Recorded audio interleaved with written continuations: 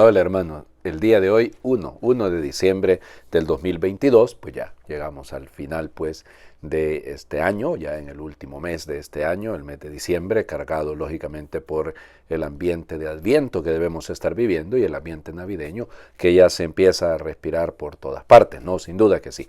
Bueno, hoy es día de uno de esos santos recién salido del horno, digamos, porque fue canonizado el 15 de mayo de este año, del 2022, por el Papa Francisco. Se trata de San Carlos de Foucauld, que fíjense que fue canonizado con otros que eran fundadores, que fundaron varias congregaciones, ¿no? Él no fundó ninguna. Él quiso fundar una congregación, pero realmente todo eso va a ocurrir hasta después de muerto, ¿no? Su muerte fue un 1 de diciembre de 1916. Su asesinato, solo que se trata de un error. Al muchachito al que lo pusieron a cuidar de los Tuareg, son Tuareg y no eran Tuareg propiamente, son desviados de la tribu, digamos.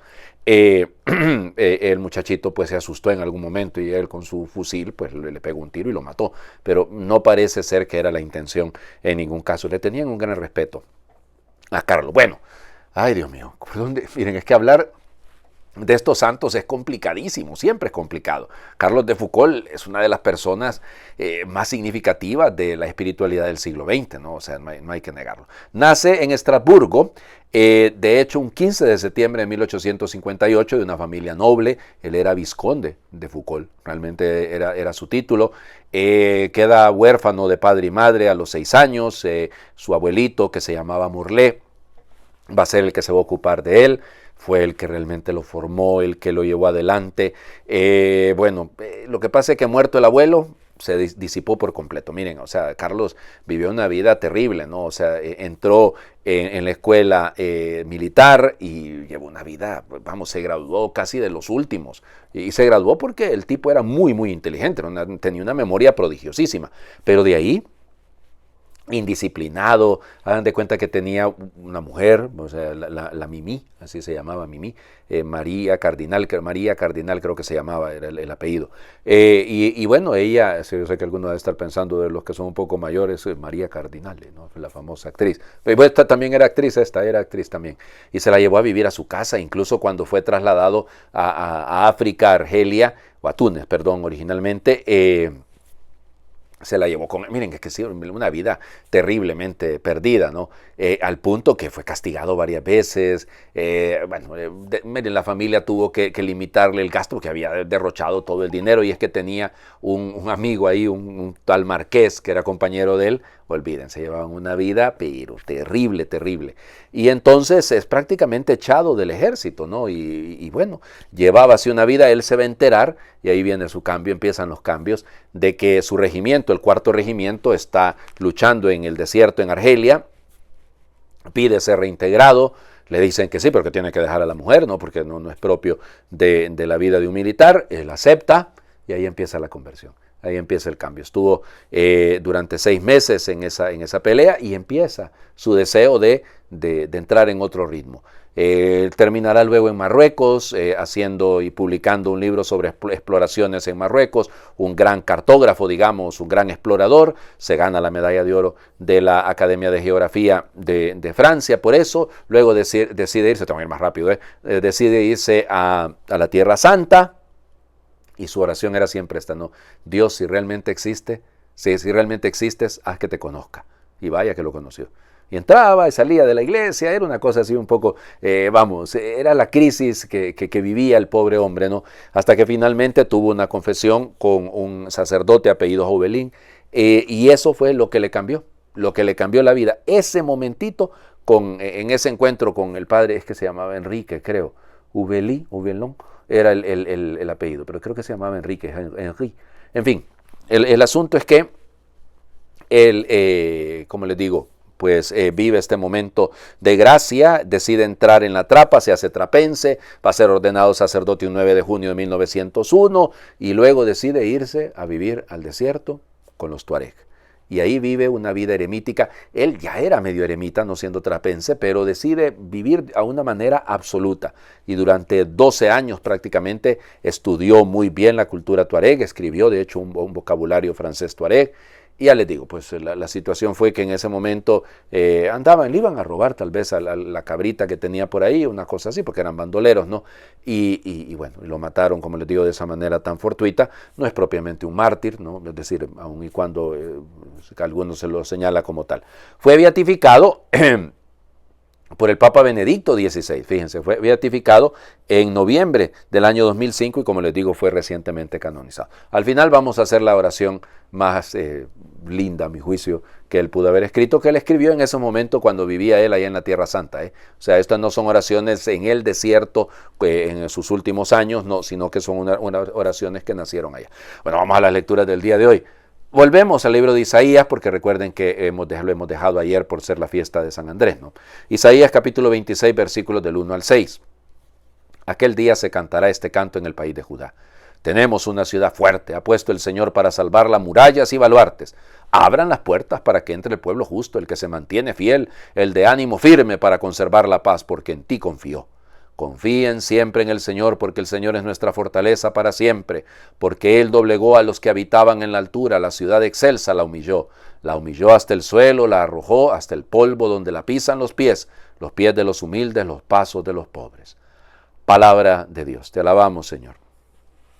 Hace una semana yo estaba en Tierra Santa, de hecho, me tocó celebrar la misa ese jueves ahí en la iglesia del Pater Noster, ahí la iglesia en Getsemaní.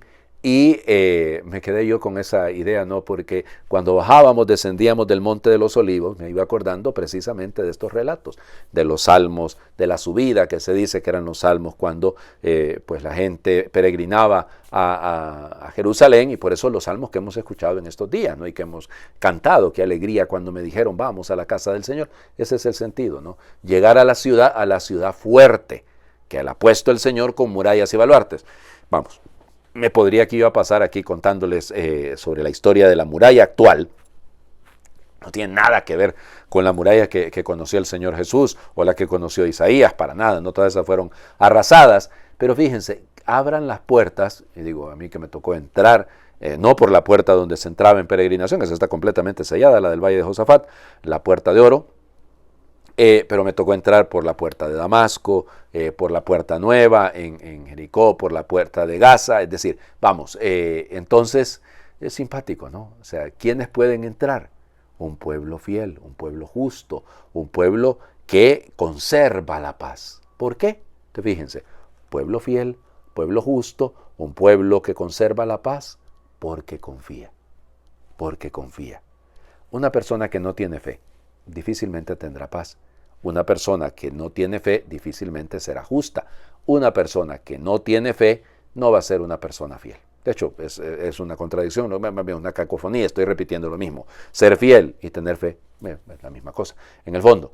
Así que ya les digo, qué importante es pensar que para poder llegar a esta fe madura, hay que caminar con los pasos de los pobres. Los pasos de los pobres. El Evangelio es el final del Sermón de la Montaña. Mateo capítulo 7, versículo 21 y luego del 24 al 27. En aquel tiempo Jesús dijo a sus discípulos: no todo el que me diga Señor, Señor entrará en el reino de los cielos, sino el que cumpla la voluntad de mi Padre que está en los cielos. El que escucha estas palabras mías y las pone en práctica se parece a un hombre prudente que edificó su casa sobre roca. Vino la lluvia, bajaron las crecientes, se desataron los vientos y dieron contra aquella casa, pero no se cayó, porque estaba construida sobre roca. El que escucha estas palabras mías y no las pone en práctica se parece a un hombre imprudente que edificó su casa sobre arena. Vino la lluvia, bajaron las crecientes, se desataron los vientos, dieron contra aquella casa y la arrasaron completamente. Palabra del Señor. Gloria a ti, Señor Jesús. Bueno, entonces son dos momentos, ¿no? El versículo 21, que dice: no todo el que me diga Señor, Señor entrará en el reino de los cielos, sino el que cumpla la voluntad de mi Padre que esté en los cielos. Entonces el primer punto es este. Ese Señor puede ser una muletilla. Podemos usarlo de manera indistinta, indiscriminada, pero sin fe. Volvemos a lo dicho anteriormente, ¿no? Si hay una cosa que este tiempo del Adviento debería de recuperarnos es el sentido de la fe. El sentido de la fe. Ojo con lo que digo. El sentido de la fe. Cuán importante es darle sentido a la vida basados en el sentido de la fe. Los sentidos, la capacidad de captar desde la fe. Segundo punto. Es la parábola esta de la construcción sobre arena o la construcción sobre roca. No se necesita ser ingeniero civil para entender estas cosas. Se necesita tener la conciencia clara. Porque sobre qué estamos construyendo, aquello que dice San Pablo, no mire cada quien cómo construye, porque de repente no estamos construyendo como es debido. Nuestra vida no la estamos levantando sobre la roca firme que es Cristo, sino sobre las arenas movedizas de nuestros caprichos, de nuestros pecados, de nuestra lujuria, de nuestra glotonería, es que estoy pensando en Charles de Foucault, ¿no? Porque precisamente de eso lo acusaban, de lujurioso y de glotón, porque malgastaba y bebía bastante, ¿eh? Entonces, embriagados con las cosas de este mundo, embriagados con los placeres de este mundo, estamos levantando sobre arena. Todo lo que se levanta sobre lo que es caduco, tarde o temprano, pierde su consistencia. Todo lo que se construye sobre Dios es eterno. Les invito a hacer oración. Charles de Foucault, la oración del abandono. Padre, me pongo en tus manos. Haz de mí lo que quieras, sea lo que sea. Te doy gracias. Estoy dispuesto a todo, lo acepto todo, con tal que tu voluntad se cumpla en mí y en todas tus criaturas. No deseo más, Padre. Te confío mi alma. Te la doy con todo mi amor, porque te amo y necesito darme a ti. Ponerme en tus manos, sin limitación, sin medida, con una confianza infinita, porque tú eres mi Padre. Amén. El Señor esté con ustedes. Les bendiga Dios, por intercesión de San Carlos de Foucault, el que es Padre, Hijo y Espíritu Santo, y su bendición descienda, les acompañe siempre. Estamos en la novena de la Inmaculada Concepción, en la novena de San Juan Diego. Estamos pues viviendo este primer jueves del mes de diciembre. No está de más insistirles. Tiempito para la adoración, para la contemplación.